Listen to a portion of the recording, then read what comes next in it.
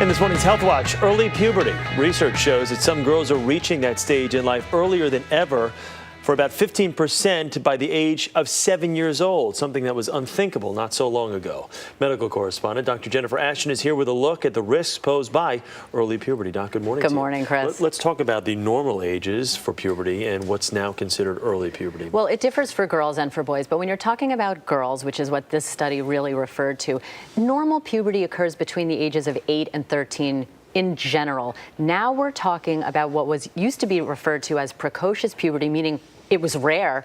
Not so rare anymore. As you said, about 15% of girls now starting breast development as early as the age of 7. Yeah, now you've written a book on young women and how their bodies change. How does this impact girls, something like this? 7 sounds extremely young. Absolutely, and we have to remember, Chris, this is occurring at a time in childhood development where all girls and children want to do is fit in and look like the person sitting next to them. So it can generate a lot of fear.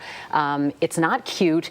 Adults can look at it and say, oh, how cute. It's really an adult body, a developing adult body in a child's age. And we know that girls of that age can suffer from low self-esteem. They can be subjected to more peer pressure, increased risks of eating disorder, even depression.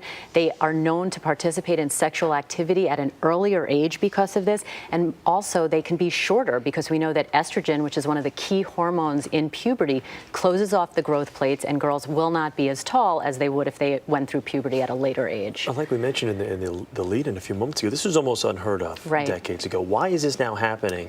We don't completely understand the reason for that, Chris. There are a couple of theories out there. A big one is obesity. We know that body fat generates the hormone estrogen partially, and estrogen is part of the key hormones that triggers puberty. Obviously, we have a lot more children who are overweight and obese.